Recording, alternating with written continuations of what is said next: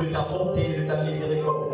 Merci, oh mon Dieu, mon roi, parce qu'il est doux et il est agréable pour nous de demeurer au pied du roi, oui, Père, au pied du maître de temps et des circonstances, comme ce fut le cas de Marie, qui avait choisi la bonne part, c'est d'être à tes pieds et d'être attentive à ton enseignement. Ce soir, dispose nos cœurs, rends-nous sensibles à ta voix, à ta manifestation, Père, afin que nous soyons nous aussi bénis en recevant instruction au pied de toi, Seigneur Jésus, ce soir.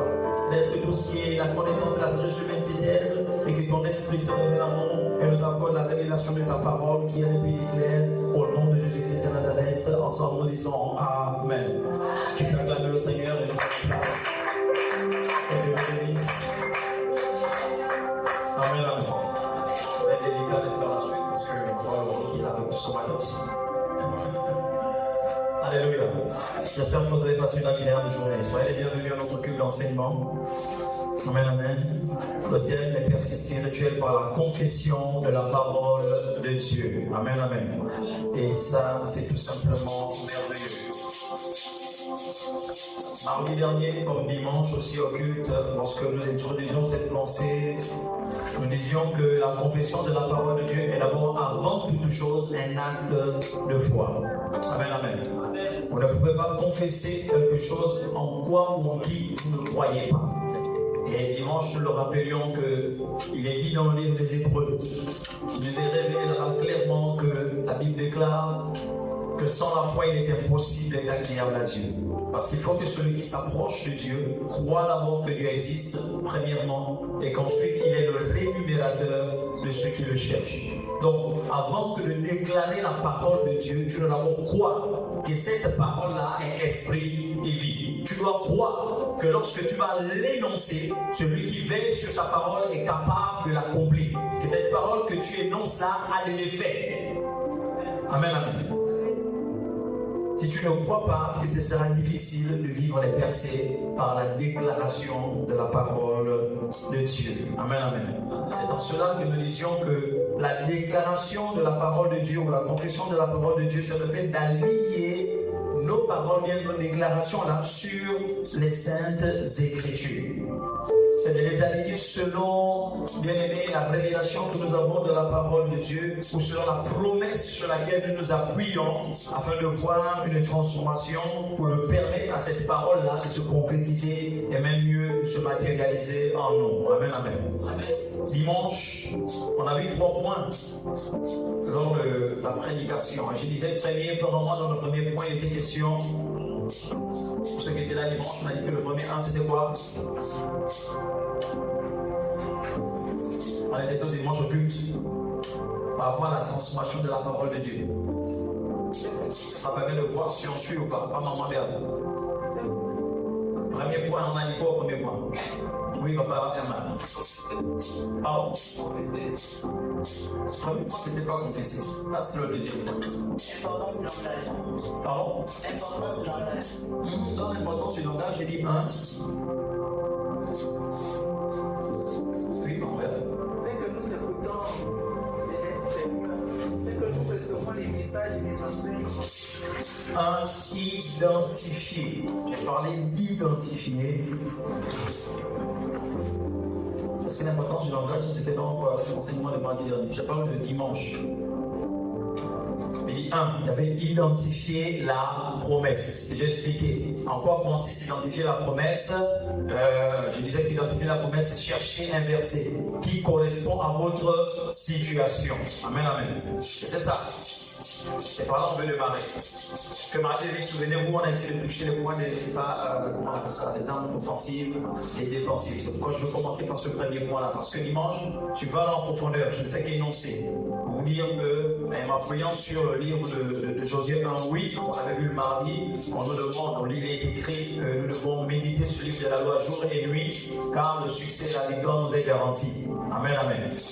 Donc, je voudrais attirer notre attention sur un fait ici, c'est ce qu'on a vu dimanche. On a parlé d'identifier la promesse. Donc, le thème, n'oubliez pas, c'est la déclaration de la parole de Dieu. Ou les percées spirituelles par la déclaration de la parole de Dieu. Maintenant, cette parole-là, on parle de la parole de Dieu. Ça veut dire votre déclaration, vous devez vous appuyer sur une parole, les Saintes Écritures. Vous devez vous appuyer sur un texte. Au mieux, comme on a dit le dimanche, sur une promesse qui se trouve dans les Saintes Écritures, qu'on appelle la Bible. Maintenant, les promesses, il y en a plein. Alléluia. Maintenant, il faut savoir quelle est ta situation. Parce que c'est selon, tu prendras la promesse qui équivaut à ta situation, à ta réalité. Alléluia. Pour ne pas faire d'amalgame. Amen, amen. Donc ce soir, nous allons voir et nous allons parler par rapport je vais dire quoi? Je ne vais pas identifier la parole. Je vais parler tout simplement ici d'abord des armes offensives et des armes défensives. Parce qu'on a vu ça mardi dernier. Amen, amen. Ce sera question pour nous dans l'armure. Prenons Éphésiens chapitre 6. Pour faire simple, on méditera d'aller en besogne. Nous sommes toujours sur la confession, hein, rassurez-vous. Éphésiens chapitre 6.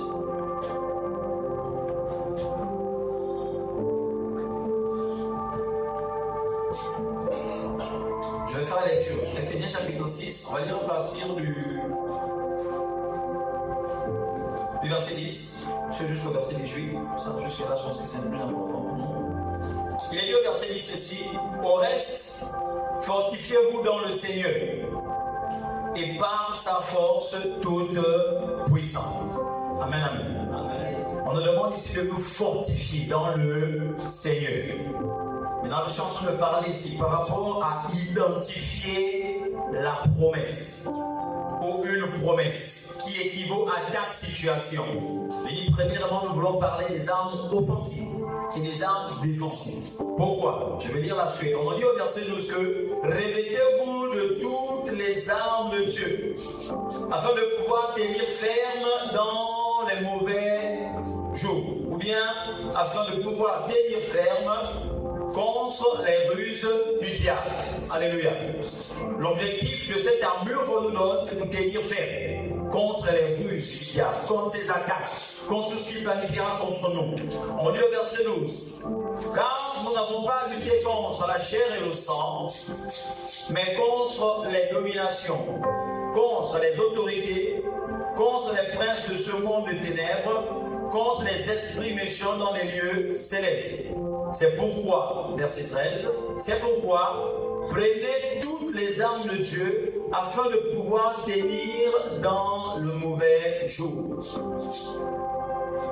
et tenir ferme après avoir tout surmonté. Amen, amen. Deux choses: tenir ferme dans les mauvais jours, mais tenir aussi ferme après avoir tout surmonté. Verset 14, on dit: voilà maintenant les armes, tenez donc ferme et à vos reins la vérité pour ceinture. Revêtez-vous de la cuirasse de la justice. Mettez pour chaussure à vos pieds le zèle que donne l'évangile de paix. Prenez par-dessus tout cela le bouclier de la foi avec lequel vous pourriez éteindre tous les traits enflammés du malin. Prenez aussi le casque du salut et l'épée de l'esprit qui est la parole de Dieu. Verset 18, on dit: faites en tout temps par l'esprit toutes sortes de prières et de supplications. Veillez à cela avec une entière persévérance et priez pour tous les saints. Amen. Et nous parlons ce soir des armes offensives et des armes aussi défensives. Amen, amen. Parce qu'on nous demande d'identifier une parole qui équivaut à ma situation pour faire des déclarations. Alléluia. Ok. Maintenant, qu'est-ce que vous attendez lorsqu'on parle d'armes offensives? On parle des armes offensives et défensives. Quand on parle d'armes offensives, on fait allusion à quoi? Quand on parle d'armes offensives. Amen, amen. Est-ce que vous êtes là? Ok. Quand on parle des armes offensives, on nous parle ici, comme on vient de les énumérer, des outils dont nous avons besoin, qui vont être pour nos capitales et même primordiales. Amen, amen. Des outils importants pour le croyant, afin de repousser tous les assauts du diable, toutes les attaques de l'ennemi. Tu as besoin de ces outils. Tu as besoin de ces instruments. Parce que la guerre, le combat que nous avons à mener n'est pas notre charnel. Et il faut donc avoir il faut donc être revêtu. Il faut avoir un vêtement. Il faut que nous puissions être outillés. Alléluia. Et ces outils-là qui nous sont donnés. Mais dans ces outils que nous venons de lire, en commençant du verset, je crois que c'est à partir du verset 14, parce qu'on a dit tenez donc ferme, et ce jusqu'au verset 17, on énumère un bon nombre d'outils, ou des armes. Mais dans ces armes-là, il y en a ceux qui sont offensifs, il y en a celles qui sont défensives. Offensives, c'est-à-dire celles qui nous permettent d'attaquer l'ennemi. Amen, amen. Et défensif, il y en a ceux qui nous permettront, autant pour moi, de nous défendre par rapport aux assauts du diable, par rapport aux ruses que le diable va employer contre toi ou contre moi. Alléluia.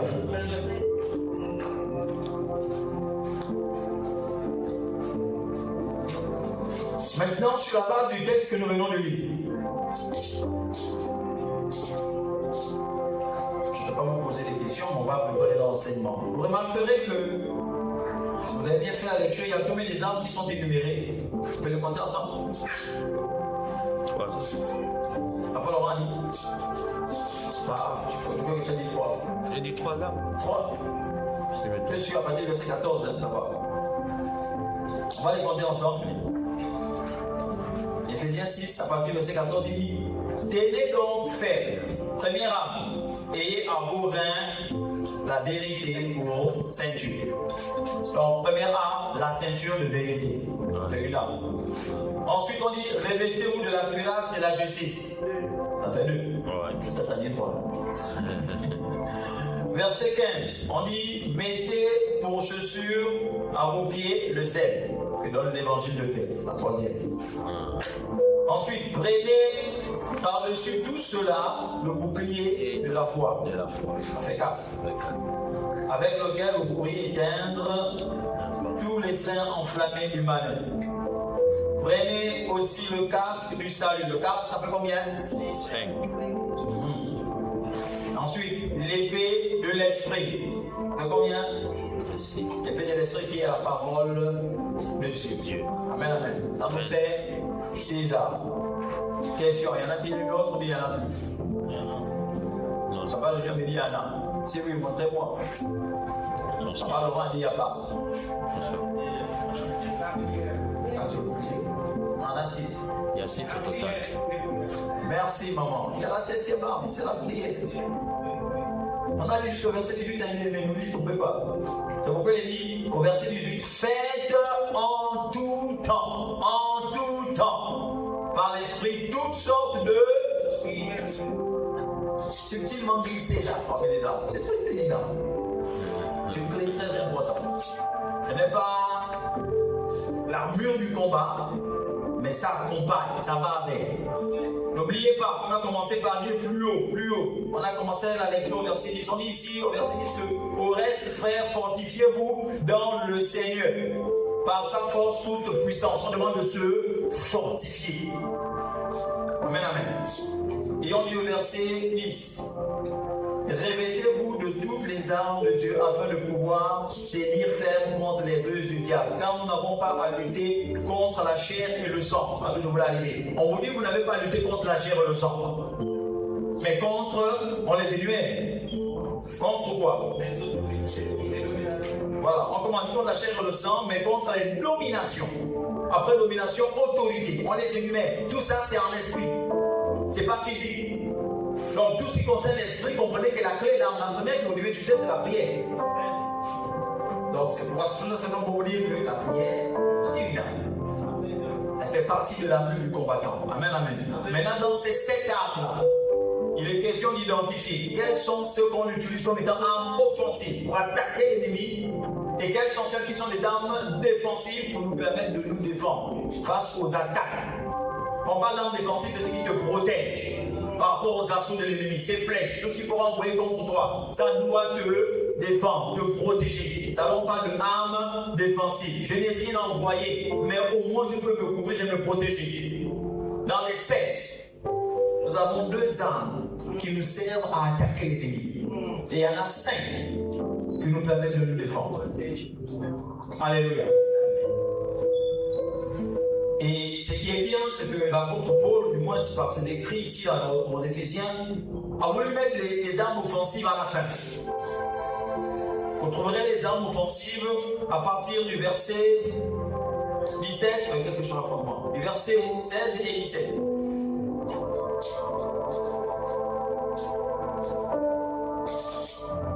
À partir du verset 17 et 18 de temps pour moi. Voilà, déjà. On dit prenez par-dessus, prenez aussi le casque du salut et l'épée de l'esprit qui est la parole de Dieu. C'est ça. Et l'épée de l'esprit qui est la parole de Dieu. La première arme offensive, c'est l'épée de l'esprit. Qui est quoi? La parole de Dieu. Je disais le dimanche que vous devez identifier la promesse qui correspond à votre situation. Quand vous devez faire des déclarations, c'est sur la base de la parole de Dieu, qui est une épée. Avec l'épée, on taille en pièces l'ennemi. Avec l'épée, c'est pas pour se défendre. Tu attaques, tu coupes ce qui a coupé. Alléluia. Donc l'épée est ce qui nous permet d'attaquer l'ennemi. L'épée est ce qui te permet tout simplement ici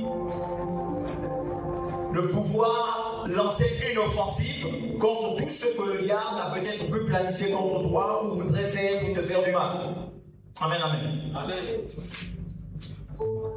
Pourquoi? Prenons le verset, on va quitter un peu Éphésiens, prenons Hébreux chapitre 4, et nous allons voir ça, cette vérité dans le livre d'Hébreux. Hébreux chapitre 4, on va revenir sur Éphésiens. Hébreux chapitre 4,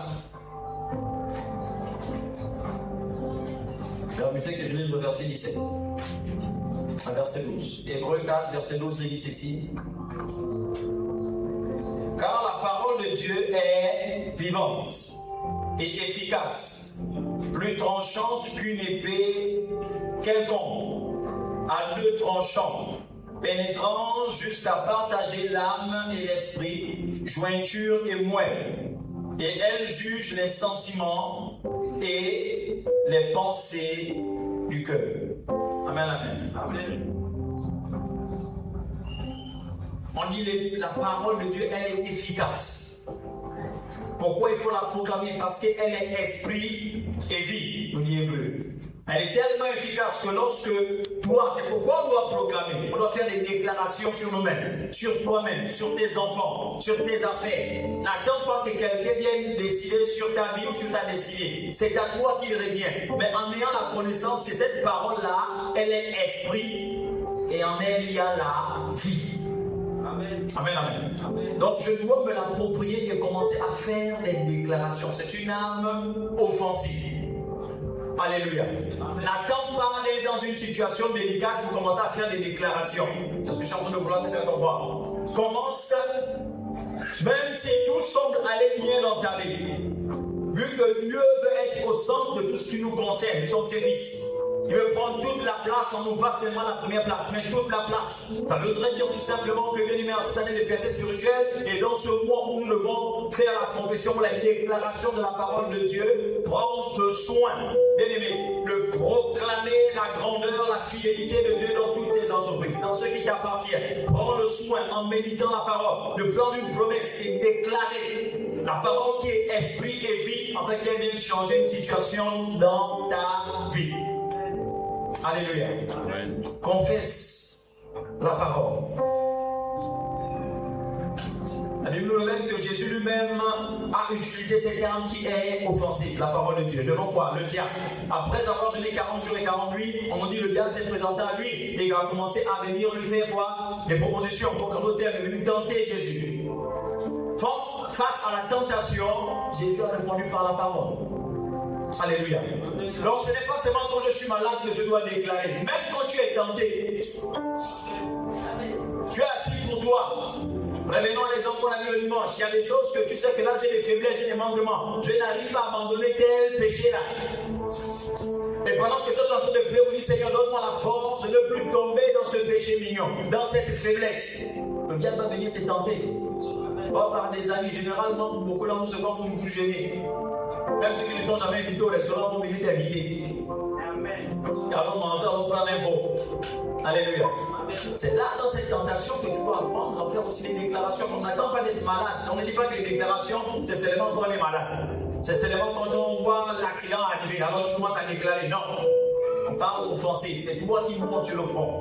Tu vois les projets de l'ennemi et tu commences à te lever dans la prière et à faire des déclarations. Donc je parle en offensive. La première en offensive, c'est l'épée de la parole. Avoir une bonne connaissance de la parole de Dieu.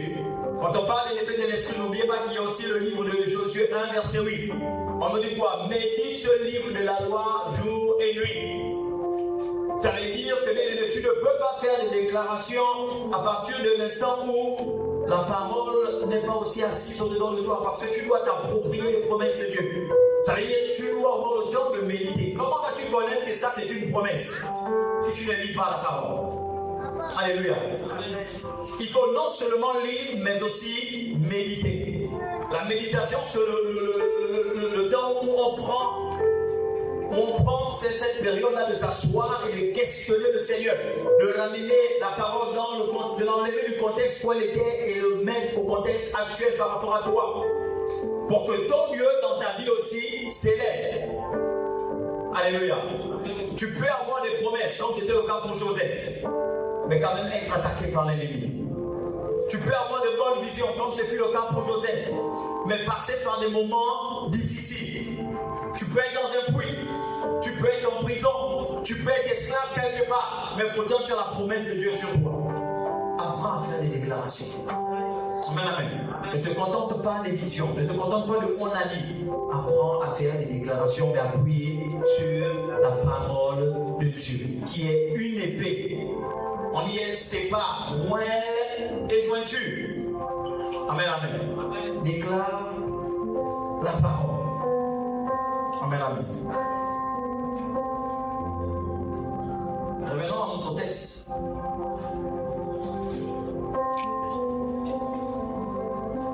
Notre texte d'Éphésiens. Donc, on va faire la lecture à partir du verset 10. Alléluia.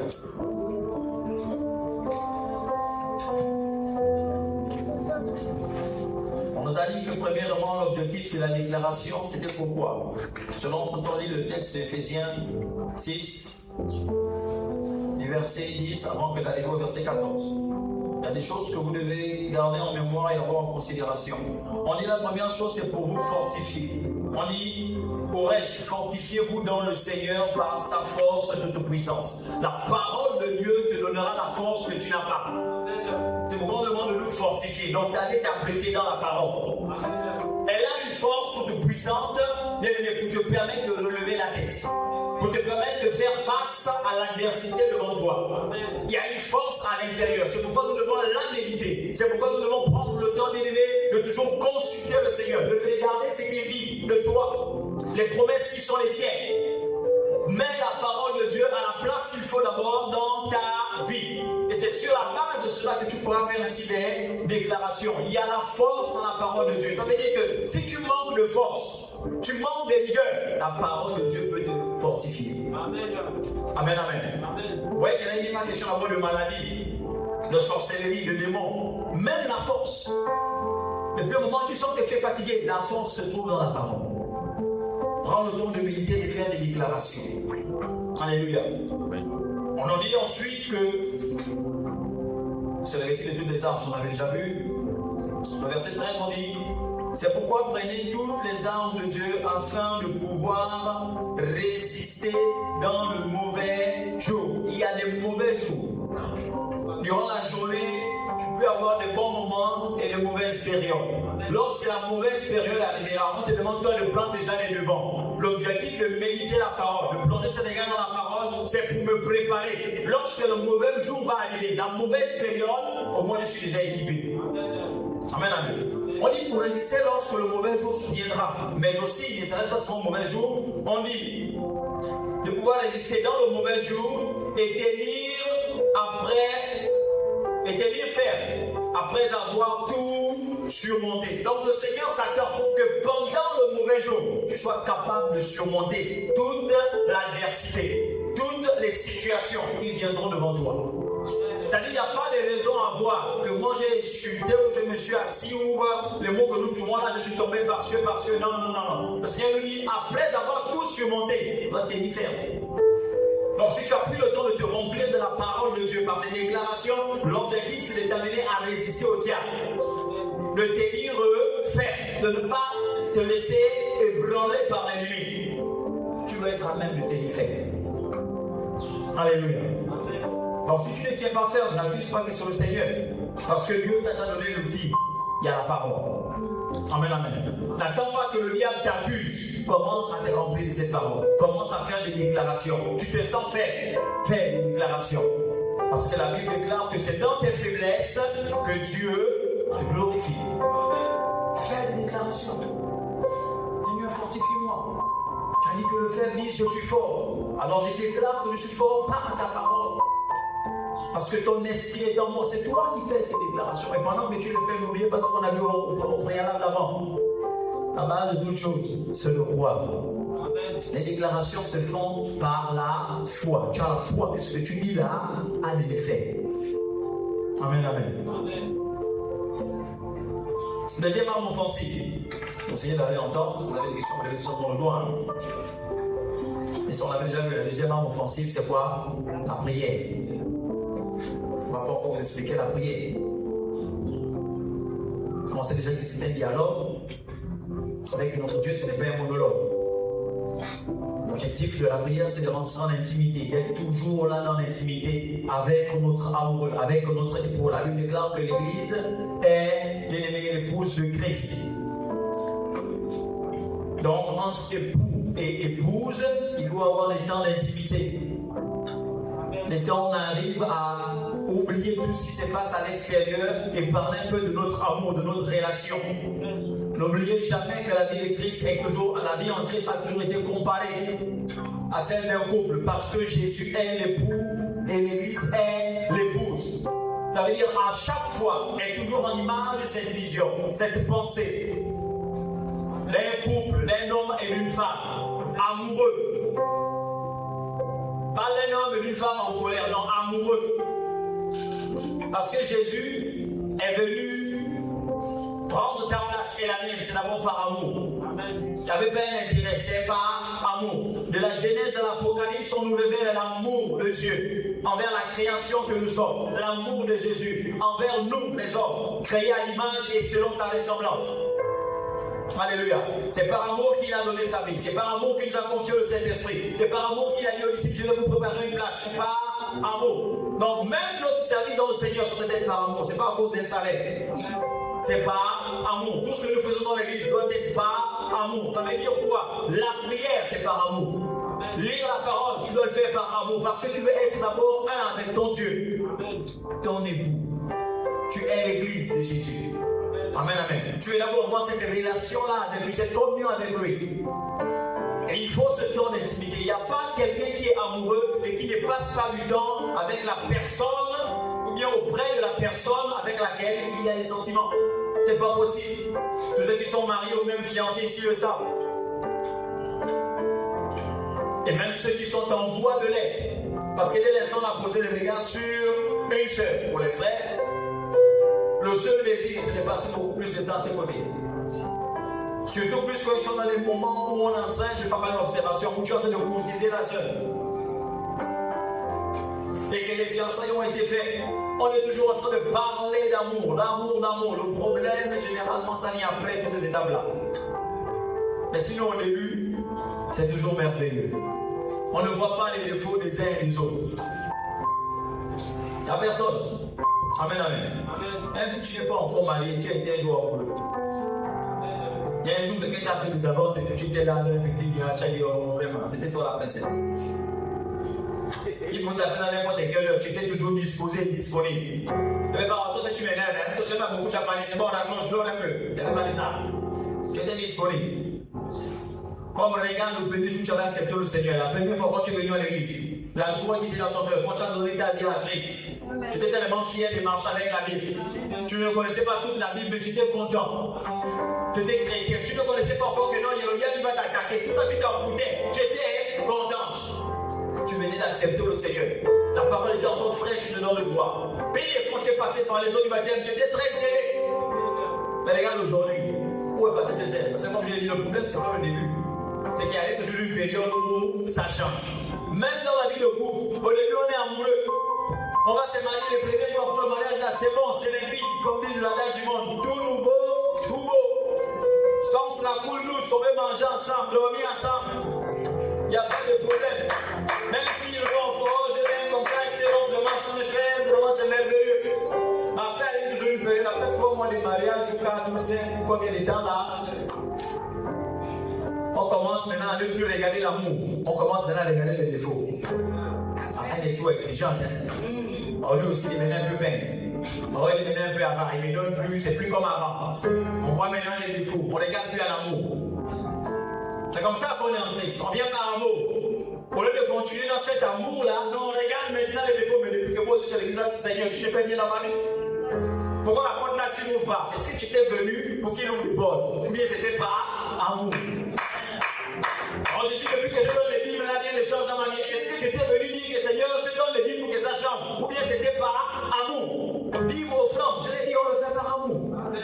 Amen, amen. La prière, c'est par amour. Je ne prie pas parce que je veux obtenir des résultats d'abord. Je ne prie pas parce que je veux que le ciel s'ouvre et puis il y a les miracles qui tombent là, le feu descend. Non.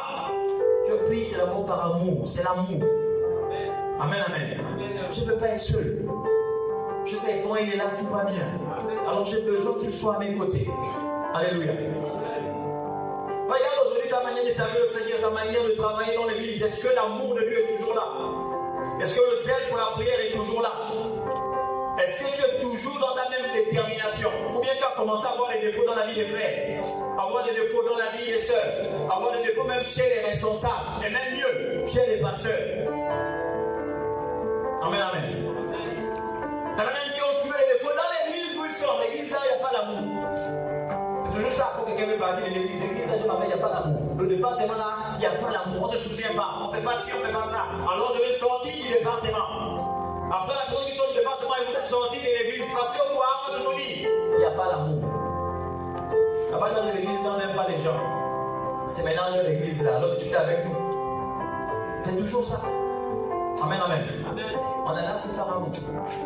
L'objectif de méditer la parole de Dieu. J'insiste sur ce premier point qui est la première arme. La parole de Dieu, c'est pour qu'elle te fortifie. Tu sois encouragé. Tu sois fortifié dans ta foi. De tenir bon. De comprendre. C'est la parole qui va te transformer. Elle est esprit et vie. Elle va te façonner. Elle va te modeler. Te donner la forme qui plaît à Dieu. De t'amener à comprendre. Premièrement, que tu n'es pas là pour faire plaisir à un homme. Tu es là parce que tu as le choix de Dieu. Tu es là parce que Dieu t'a choisi et par toi il veut faire des grandes choses. Lorsque tu auras compris ça, tu seras fortifié. Tu sauras que par toi, il y a des hommes et des femmes qui doivent venir en Christ. Et comme tu le sauras, alors tu comprendras qu'il va falloir qu'il y ait une transformation, qu'il y ait un changement en toi, que des choses doivent te quitter. Pour que tu sois effectivement une nouvelle créature. Parce que la première mode d'évangélisation, c'est ton caractère, c'est ton comportement. Ce que nous disons, ton témoignage. Voilà ce qui doit amener les gens à venir à l'église. Voilà ce qui doit amener les gens à chercher à connaître le Dieu que tu sais. Parce que quand ils vont regarder à ta vie, ayant ton témoignage de ta vie passée, sachant que j'étais un bandit, un menteur, une voleuse, une tricheuse, une je ne sais pas ce que tu connais là, mais qu'ils vont te regarder aujourd'hui, ils vont voir que tu n'es plus celle dont ils avaient l'image autrefois. Pourquoi? Parce que la parole qui est esprit et vie, capable de séparer moelle et jointure, bien aimé, aura opéré la transformation en toi. Le premier des changements, le premier des miracles, c'est d'abord ta conversion. Alors quand tu libères la parole de Dieu, l'objectif c'est d'être fortifié, d'être encouragé pour tenir ferme. Donc quand tu fais d'abord des déclarations, c'est pour ta vie. C'est pas pour le voisin. Tu ne peux pas aller sauver les autres alors que toi-même tu n'es pas encore sauvé. Les déclarations sont d'abord pour te bâtir, pour te fortifier, pour t'encourager. Et tu as besoin de ces armes offensives qui sont la parole de Dieu et la prière. Qui font de toi quelqu'un de valeureux. Une femme dit, un homme dit. Alléluia. Donc fais des déclarations là où tu estimes que Dieu n'est pas encore là, les ténèbres règnent encore. Fais des déclarations. Parle sur ta vie, parle bien aimé. Je ne suis pas en train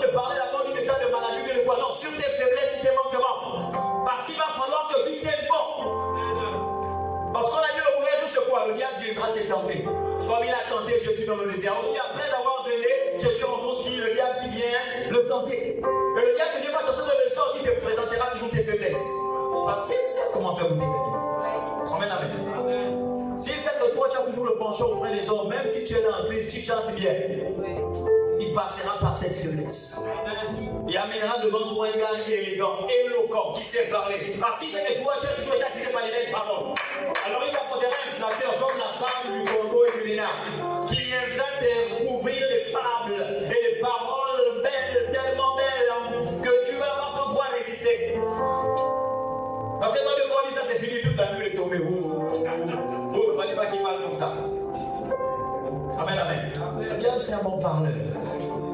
Il pourra venir te dire, ce qui est mauvais, il va te montrer que ce n'est pas mauvais, c'est bon. Alors on a des chrétiens aujourd'hui qui raisonnent, mais la Bible dit-elle, ne dit-elle pas que tout est utile, que tout, nous devons prendre de tout. Tout m'est permis, donc je peux tout faire. Tout m'est permis, on peut aller en boîte pour évangéliser, c'est pas interdit, tout m'est permis.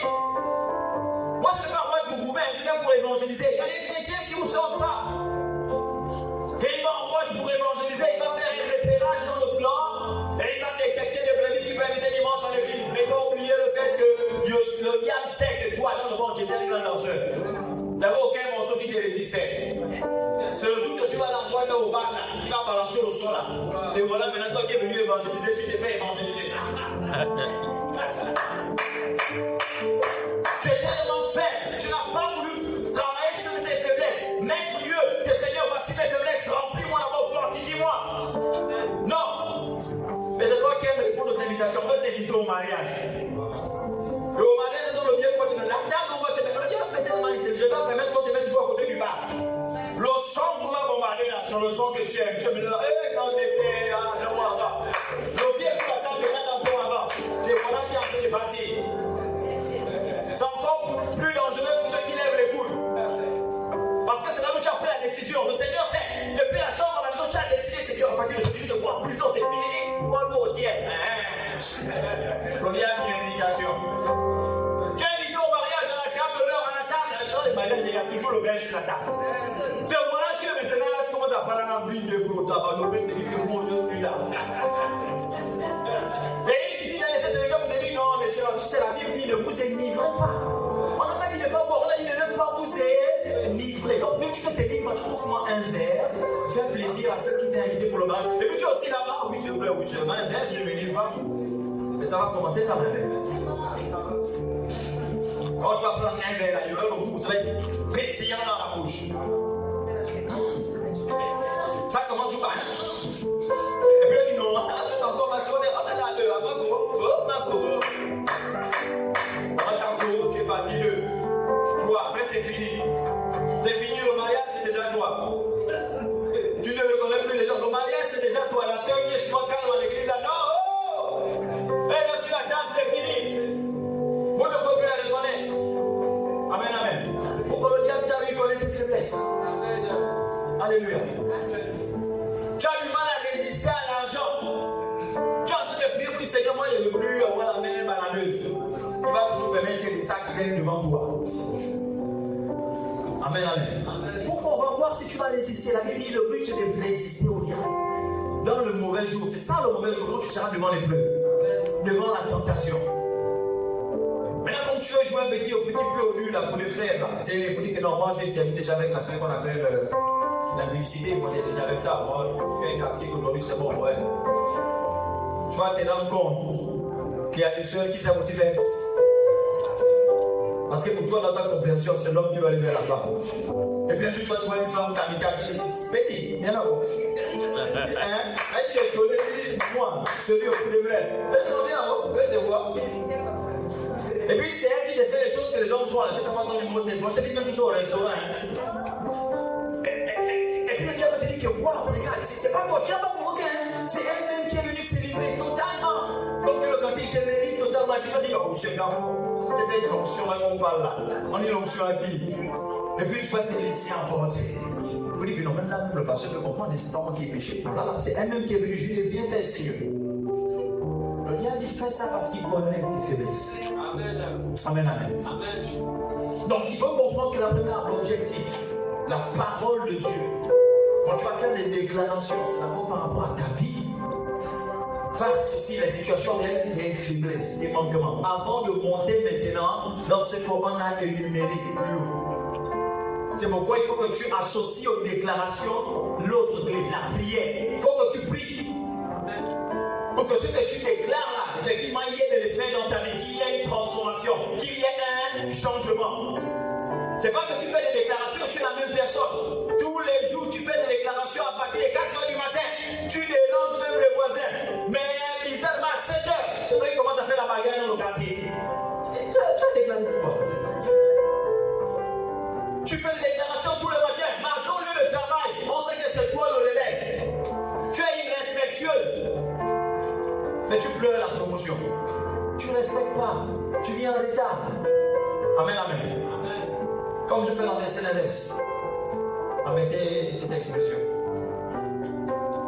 Je voudrais retourner cette situation. Il y en a qui sont fidèles à l'heure du travail, mais fidèles à l'église. Mais ils veulent que Dieu opère des miracles dans leur vie. Quel est l'intérêt de Dieu à venir opérer des miracles, à trouver des portes, quand tu es infidèle dans sa présence? Amen, amen. Manquer à l'église, j'ai des raisons. Voilà. Mais mon travail, qu'il pleut ou il neige, il sert au travail.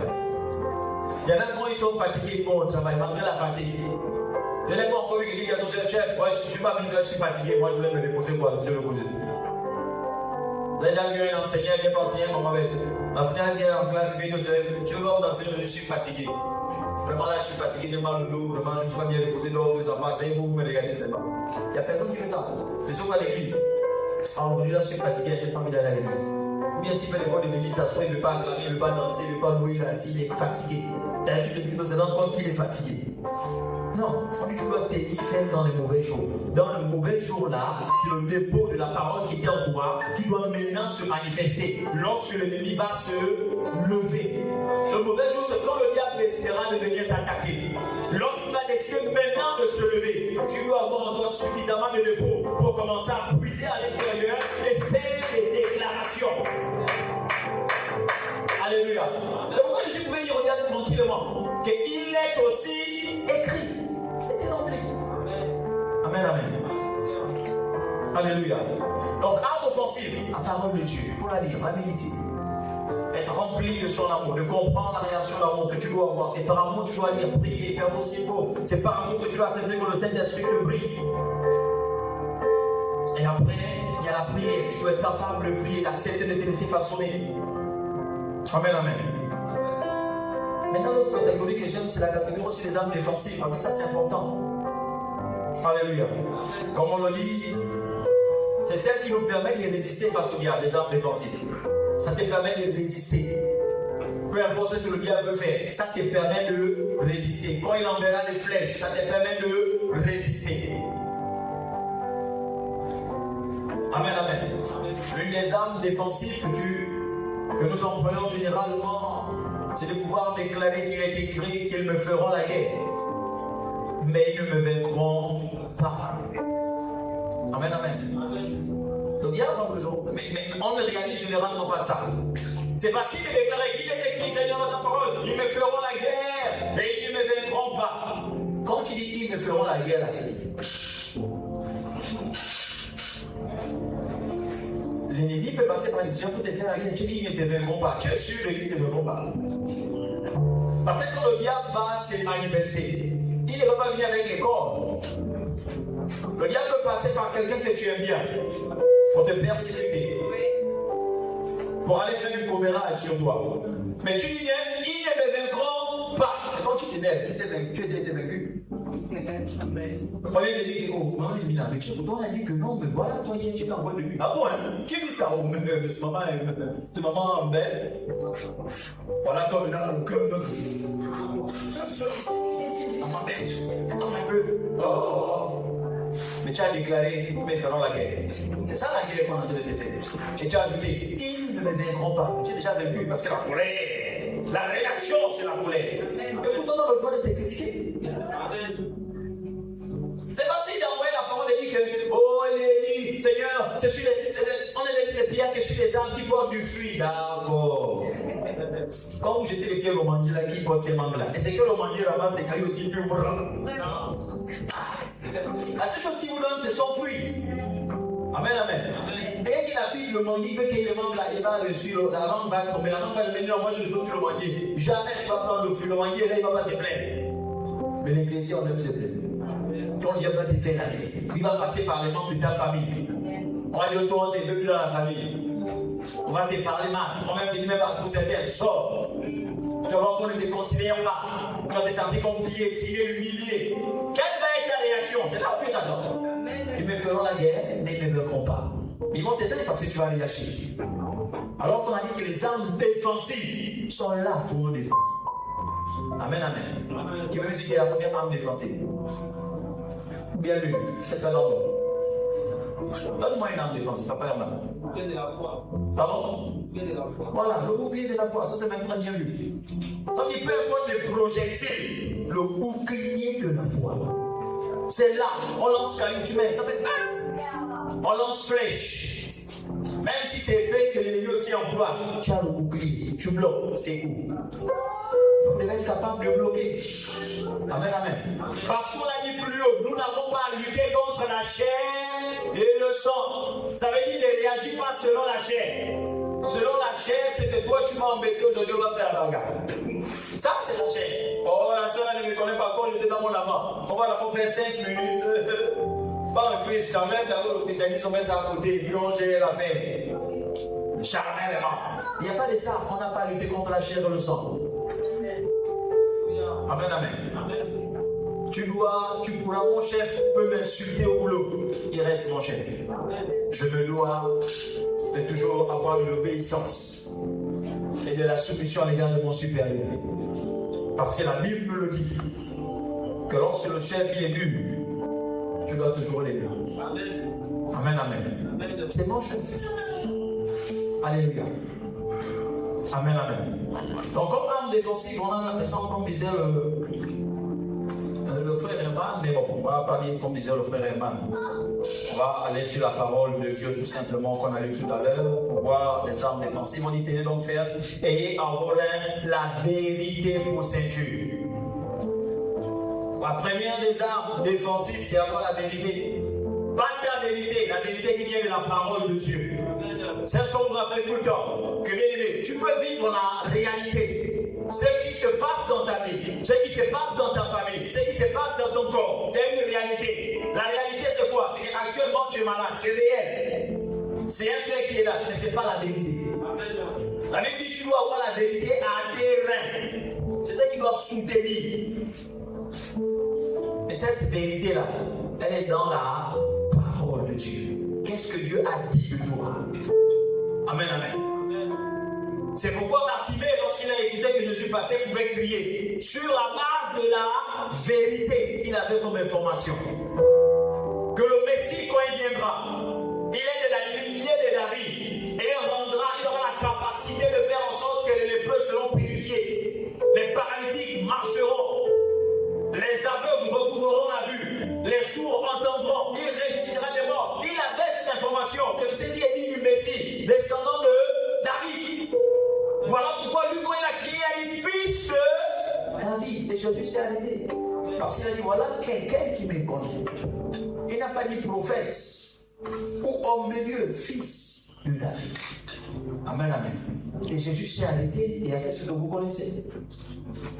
Alléluia. Vous devez avoir la vérité pour cette Dieu. La vérité dont on parle ici, c'est d'avoir la vérité, d'avoir la connaissance de la vérité de la parole de Dieu. Amen, amen. C'est cette vérité de la parole de Dieu, lorsqu'elle est assise en toi, la transformation que la parole qui est esprit et qui doit amener en toi, c'est de t'amener à marcher aussi selon la vérité, à parler le langage de la vérité. La vérité, on ne la cache pas, on l'expose. Parce que la Bible dit quoi? On est la lumière du monde. Personne ne met une ampoule pour mettre ça sous nos lits. Les néons ce soir, ils sont en nom. Là, on nous éclaire tous, ça fait lumière. Si tu es vérité, à un moment donné, le Seigneur s'est servi par de toi, exposer ton témoignage pour attirer la multitude. Amen, amen. Maintenant, sur toi, instant, pose-toi. Si toi, tu as encore des choses que tu ne veux pas qu'on découvre sur ta vie, tu as encore des secrets, j'ai envie de dire que c'est compliqué. Parce que la Bible nous déclare qu'il n'y a rien de caché qui ne va être et qui ne doit être découvert. Amen, amen. Mais tout est à nu et à découvert aux yeux de qui nous devons rendre des comptes. Marchons dans la vérité en tant qu'enfants de Dieu. Parce que la parole dont nous déclarons, elle est esprit et vie.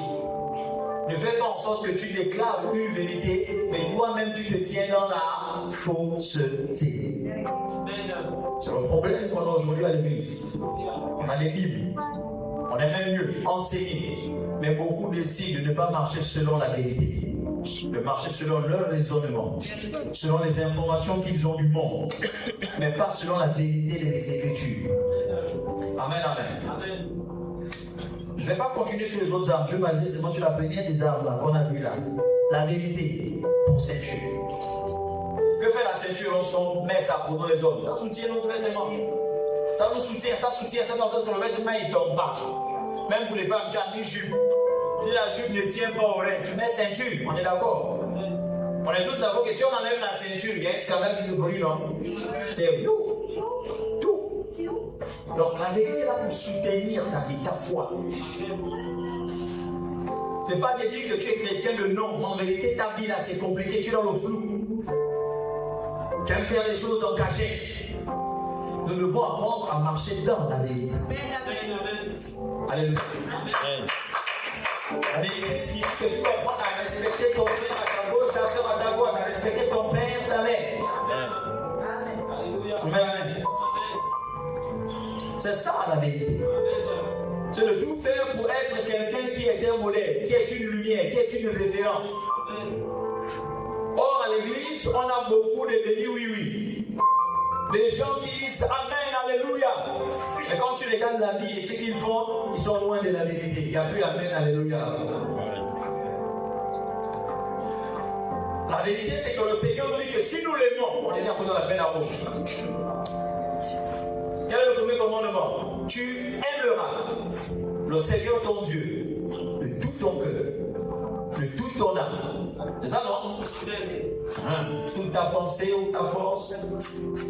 Et il ajoute, papa commandement, et tu honoreras le jour du Seigneur. Non, c'est ça.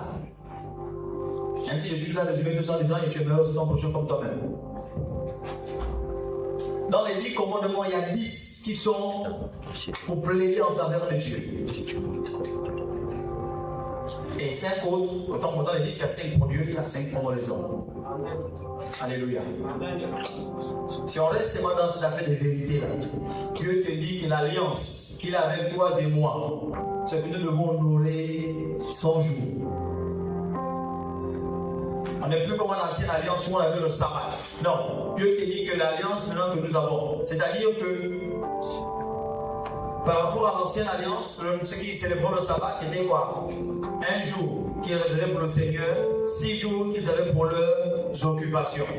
Revenons dans la vérité de la parole de Dieu et restons là. Je dis, je m'arrête seulement sur le premier point, la ceinture de vérité qui est une arme défensive. Alléluia. Le Seigneur nous dit ici que nous devons l'honorer. Nous devons, si nous l'aimons, nous devons montrer que nous l'aimons plus que tout. Et l'apôtre Paul, lorsqu'il relève ça dans le livre de Romains, il dit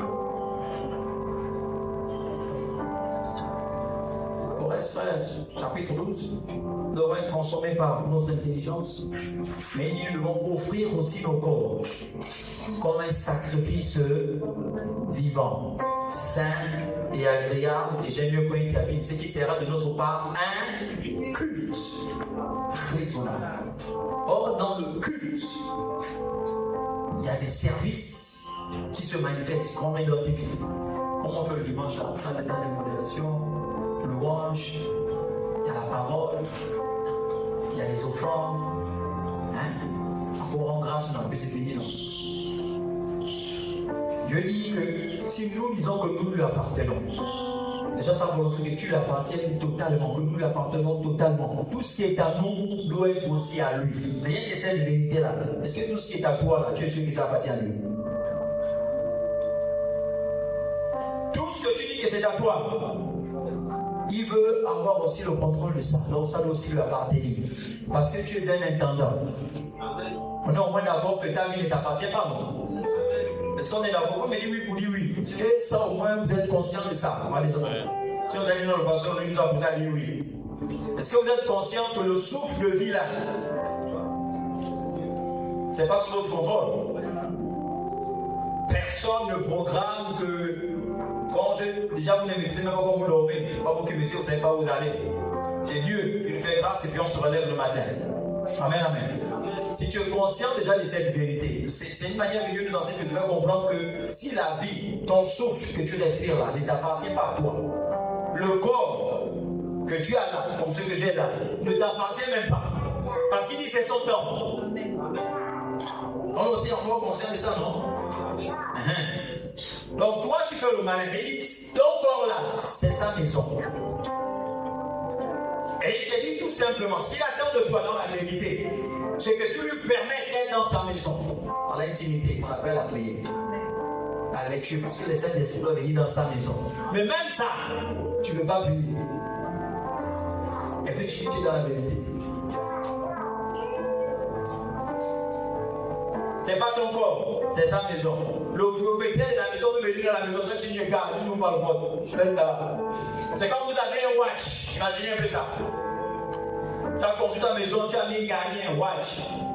Il est au portail, c'est quand tu viens, il ouvre le portail, puis tu rentres dans ton chez toi. Et puis tu es parti au travail le matin, quand tu reviens, à l'heure que tu reviens, le watch dit, il t'ouvre pas le portail, reste là-bas. C'est plus chez toi, c'est chez lui. Ah, tu es des mamans, des bureaux. Mais c'est ça que beaucoup de chrétiens font. Quand le Saint-Esprit vient, il dit que je ne prie pas. C'est pas ta maison, c'est ma maison. Je fais ce que je veux.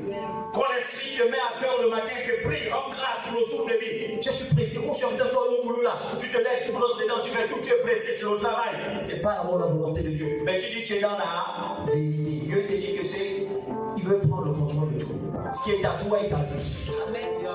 Amen, amen. C'est ça, là, Seigneur prend toute la place. Il veut prendre toute la place. On va toucher là où ça fait mal. Beaucoup n'aiment pas qu'on parle de ça. On parle de la vérité. Le malade, c'est dans ce mal. Quand tu travailles avec moi, tu as salaire, non? Offrande la même. Tu as du mal à donner parce que l'argent, la Bible dit que tu n'es qu'un intendant. C'est par amour que tu veux être capable de prélever une offrande et d'apporter dans la maison de ton Dieu. Amen. Par amour. Les gens aiment le côté où on dit c'est même pas une obligation. Parce qu'on vous a dit ça pour beaucoup, quand ils viennent à l'église, que ce soit mardi ou vendredi, ils n'ont pas offrande. Parce qu'on leur a dit c'est pas une obligation. Mais quand j'ai cité Romain, on a dit que pour que ce soit un culte raisonnable. Dans le culte, il y a l'offrande. Et dans l'ancienne alliance, il est dit tu ne peux pas venir dans la présence du roi les mains vides. On vient toujours avec un sacrifice, avec quelque chose à apporter. Et beaucoup d'entre nous, nous venons dans la présence de Dieu, on ne veut rien apporter. On estime qu'on n'a rien à lui offrir. Mais on dit qu'on est dans la vérité. Quand tu as dit ça, on a des graissés dans. Pasteur, me semble là. Si tu touches maintenant la fête de la ligne, aïe, là-bas c'est dangereux. On a des raisons. Et j'ai vu encore, je ça bien, des raisons valables. Mais malgré le fait qu'on vous dit tout le jour, Dieu il ne regarde pas toutes nos raisons, il regarde à sa parole. Qui est esprit et vérité. Et même nous on aime chanter ça, c'est sur ta parole et vérité. Amen. Mais maintenant sa parole qui est vérité te dit que apporter à la maison du trésor les Bibles et les offrandes. C'est pas quelqu'un qui a dit, c'est Dieu. Mais alors qu'ils disent, c'est l'affaire des hymnes là, Seigneur, attends, là j'ai trop de problèmes, je règle d'abord mes problèmes. J'insiste, on avait des raisons valables. Mais Dieu est déjà trop raison. Dieu est déjà de ce qu'il dit dans sa parole. Il n'y a aucun de vous là. Vous avez le compteur, que ce soit classique ou étal. Si vous n'avez pas le courant à cause du fait que vous n'avez pas mis les unités, vous n'avez pas dit j'ai un problème, je ne paye pas les unités, on doit le droit. Même si vous avez fait, vous allez pénétrer, parce que vous allez le faire nommer le noir. On est là. Amen, amen. Peu importe le problème que vous aurez, s'il y a un choix à faire, vous payez le résultat au compteur. Parce que ça là, c'est capital, c'est vital. Alléluia. Vous louez une maison, peu importe le problème que vous aurez, vous savez qu'avant toute chose, on va payer la maison d'autrui. Le peur de mettre dehors. On est d'accord, non? On est locataire. Mais sauf qu'on c'est pour Dieu. On sait qu'on est locataire, c'est pas notre corps. C'est sa maison. Mais là-bas, on donne les autres. Seigneur, non, tu peux encore attendre, tu vois. Même mieux, Seigneur, moi, je suis fatigué, je ne vais pas à l'église. Non, c'est moi qui es fatigué pour venir à l'église, tu es fatigué pour prier, tu es fatigué pour méditer. Wow. Il y en a là, depuis qu'ils sont en Christ, ils n'ont jamais fait l'expérience d'avoir une veillée de prière personnelle. C'est-à-dire, ce n'est pas à l'église, toi-même, avec ton Dieu, comme Jésus avait dit aux apôtres. Même une heure, les gars, vous ne pouvez pas prier avec moi, même une heure. Tu n'as jamais vu cette expérience. Il dit, je fais veiller de prière. Mais quand il y a veillé mon Dieu, tu vas veiller, tu cours, tu manques même l'église. Alors, pasteur André, bon, je ne serai pas de soir, hein. J'ai veillé mon Dieu, là, devant le corps de tel sorti, je vais partir. Il n'y a pas de problème. On a des raisons. Mais Dieu, il regarde à sa parole. La vérité pour Saint-Dieu. Marchons-nous encore selon la vérité. Confessons-nous la vérité. Continuons-nous d'être vrais. Pour que tu ne te limites pas à me dire que j'ai parlé seulement d'argent, bien, mais offrande. Il y a beaucoup d'aspects par rapport à la vérité. La vérité d'être fidèle à Dieu. Quand tu manques l'église, à des moments même sans raison, as-tu la vérité? Quand dans ton cœur, toi, tu es toujours en train de bouffer le nom de ta responsable, père tes mères, oui, tes mères. Est-ce que tu marches selon la vérité? La vérité, c'est que la Bible nous déclare que s'il y a quelque chose sur ton frère qui ne te plaît pas, tu viens voir ton frère et tu dis, gars, ça là, ça ne m'a pas plu. Tu nourris pas la haine dans le cœur. C'est ce que la Bible dit. Va vers ton frère. Aujourd'hui, il n'y a plus cette vérité dans l'église. On est dans le même département, mais tu as des pensées à l'égard de l'autre, on ne sait pas là. Ou j'apprécie pas. Mais on veut que Dieu se manifeste puissamment. Comment voulez-vous que Dieu se manifeste quand il n'y a pas la vérité, l'unité, mais il y a la fausseté? Il y a des cœurs remplis de haine. Mais on lève tous les mêmes. Oh Seigneur, je t'adore. À qui est hasard? Nous sommes en Dieu que nous sommes dans les temps de la grâce. Parce que dans l'ancien temps, il dit quoi, il y a le feu étranger, il descend par le feu, il règle la terre. Amen, amen. Nous sommes dans les temps de la grâce. Il y en a des montagnes, ils grimpent là sur la chaîne, ils te prêchent, ils te mentent. Tu veux venir des mensonges. Et puis je viens vous blaguer, oh, je suis sous onction ici, là. Et ben, oh, il est sous onction. C'est pas ça qui influence Dieu, les gars, ton cœur, c'était là, toi, tu es un menteur. Amen, amen. Peu importe les études, il y en a qui sont spirituels seulement à l'église. La spiritualité, c'est quand il franchit la porte blanche, et puis c'est même blanche, sainteté. Donc c'est là où il réalise qu'il devient saint. Quand il descend, même la démarche, c'est la sainteté, commence à balader. Depuis le matin jusqu'à 17h45, il n'a pas parlé une fois en langue. Mais dès qu'il passe là, je ne sais pas si c'est à cause du piano, le son qu'on fait ici, bien la climatisation, ça tout le monde, ça devient bien. Là, il réalise qu'il doit être saint. Mais à la maison, c'est un menteur. Il y en a qui sont irrespectueux. Amen, amen. Tu es là, tu joues un gars sérieux, bien une sœur sérieuse. Alors qu'au boulot, c'est moi qui fais les grands détournements. Mais j'ai dit ainsi, Dieu est béni. Dieu est merveilleux. Dieu, voyez-vous, le Seigneur est merveilleux. Tu parles avec éloquence, mais dehors tu es irrespectueux, tu as un langage de Baoyo. Yomani. Ah, dehors c'est Yomani. Ici là c'est mon bien-aimé dans le Seigneur. Voyez-vous, le Seigneur il est un Dieu merveilleux. Toi tu veux mentir. Dieu nous voit. Tu n'es pas là pour quelqu'un. Tu n'es pas là pour quelqu'un d'ennemi. Soyons vrais. Ayons en nous la vérité pour Saint-Dieu. Quand tu veux faire une action, ne fais pas par service. Tu fais. Tu ne peux pas, lui aussi sait que tu ne peux pas. C'est pas un péché. Là, parce que j'ai dit qu'on ne vient pas dans sa présence, c'est même vite que tu dois aller voler. Tu n'as rien à donner, c'est ce qu'on dit tout le jour. Garde ton cœur en paix. Dieu sait que tu n'as rien à donner. C'est un péché selon ce que tu sais que tu en as. Et puis tu dis quand même que là, jamais il ne donne pas. C'est là où c'est péché. Tu as reçu ton salaire, puis tu dis quand même que là, l'église ne vient pas qui veut le pour que le pasteur de même aujourd'hui, jamais. C'est là où c'est mauvais. Amen, amen. Là, je le sens quand même bien. C'est encore mauvais. Quand tu sais que tu n'as que 1000 francs. Dans les 1000 francs, il y a ton taxi pour rentrer à la maison. Et puis tu décides, parce que comme j'ai pas de francs là, tu viens donner tous tes 1000 francs. À la fin, maman, mais tu pour la taxi là. Ça, c'est mauvais. Amen, amen. Il y en a qui le font. Tu sais que c'est ça que ton taxi va te donner d'entrer à la maison. On va dire, non, mieux ça. Mais là, non, c'est pas la foi. Un jour par la foi, tu vas marcher. Quand tu vas demander à mon mère, on va pas. Parce que là, tu qu'on va 500 et taxi, il n'a pas. Tu vas vous dire que marche. Parce qu'on n'est plus dans la vérité. Maintenant, qui joue des séries là, c'est les boxeurs et les boxeuses. Qui aiment des bagarres. Puis ceux qui sont en couple, tu boxes madame à la maison. À l'église, tu es sérieux, tu es spirituel. Amen, amen. Il y a des femmes aussi qui boxent, monsieur. Il y en a. Tous les jours, le mot vu. Tu vois, à l'église, chic, bah. Laisse la venir ici là. Il ne peut pas parler. Il y en a ça. Quand il y a des frères, ils se font envoyer quand ils ont pris en lourd, on adore les pleurs. C'est pas la sensation. Ils réalisent que.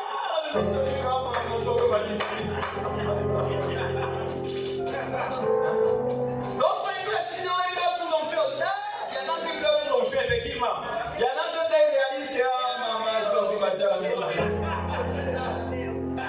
Donc, quand vous allez voir dans l'autre là, quand il termine le boulot, il ne peut pas rentrer à la maison. Il ne peut pas d'aller au bar, les amis, c'est fait un peu plaisir. C'est quand il va rentrer là-haut, là-bas, c'est la prison. C'est chaud. Amen, amen. Ce qui est dommage, c'est que même au milieu de nous, on se fait ça. On doit s'encourager les uns les autres. Évitons d'exposer les faiblesses des autres. C'est ça la vérité. L'autre a une faiblesse. L'adage du monde dit, même dans nos églises, ça c'est dit, ne te moque pas de celui qui est tombé. Toi, tu ne connais pas ton demain. Ne te moque pas de celui qui souffre aujourd'hui. Tu ne connais pas ce qui va t'arriver demain. Soutiens-le. Quand ton tour arrivera, on te soutiendra aussi. N'exposons pas les autres. L'autre est tombé, tu mets dans la haut.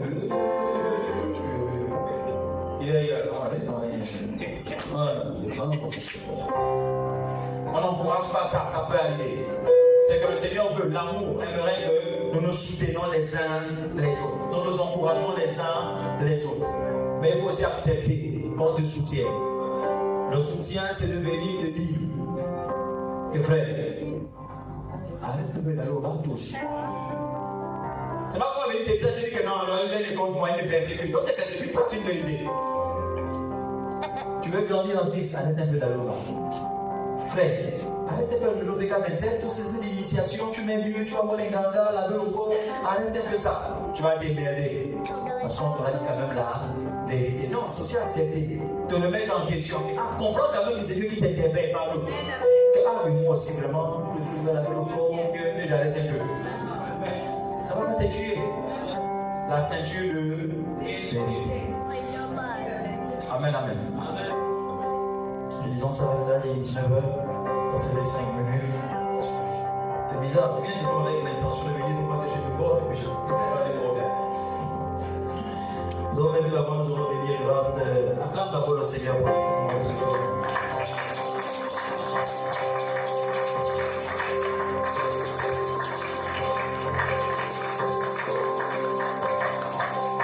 Nous devons envoyer mon grâce à notre Dieu pour l'enseignement de ce soir. Au nom de Jésus, prions. Notre Père, notre Dieu, nous te disons merci pour ce temps que tu nous as permis de nous entretenir, de nous encourager au travers de ta parole.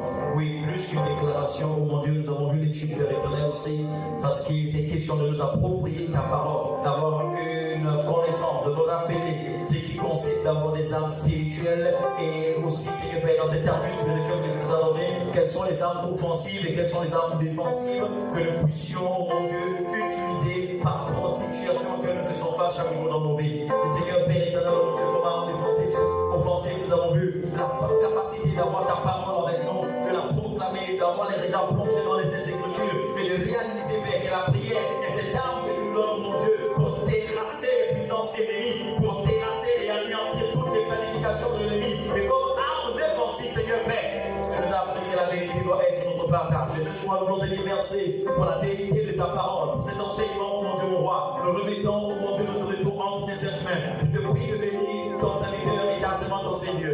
Père, laisse que tout ce qui a été dit, Père éternel, avec mes faibles mots, Seigneur, qui n'avait pas pour objectif de blesser, d'attrister une personne en ces lieux. Seigneur, je te prie dans le nom de Jésus d'enlever toute forme de confusion, toute forme d'incompréhension, et de laisser ton esprit opérer, oh mon Dieu, ce que tu as bien voulu faire au milieu de nous ce soir, au travers de cet enseignement. Que la gloire et l'honneur te viennent, parce que tu es Dieu au nom puissant de Jésus. Tu es le maître de présenter, oh mon Dieu, nos offrandes, Seigneur, pour ceux qui ont apprêté l'offrande pour toi. Nous te prions de dire vouloir bénir cette offrande, bénir ces dîmes, mon Dieu, mon roi. Et pour ceux qui n'ont pas de quoi donner, fais leur grâce, pour que les prochaines rencontres, ils aient aussi la capacité de participer à ce service, parce que tu as dit dans ta parole qu'il y a plus de bonheur, il y a plus de joie à donner plutôt qu'à recevoir. Oui, Seigneur, Père éternel, bénis le chemin du retour de tout un chacun, les chemins par lesquels nous allons passer, les véhicules que nous allons emprunter, que ton ange nous précède et nous arrache de tout danger, au nom puissant de Jésus. Que la gloire de l'honneur te devienne fidélité à toi, au nom de Jésus, je vais prier trois fois ensemble, nous disons Amen, Amen,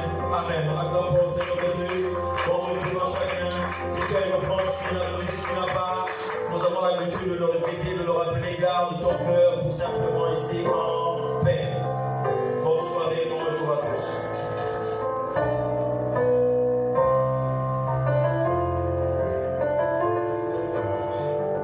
C'est parce qu'on a parlé de la vérité, nous voulons que vous allez dans la joie. Bon, vous êtes triste ou quoi?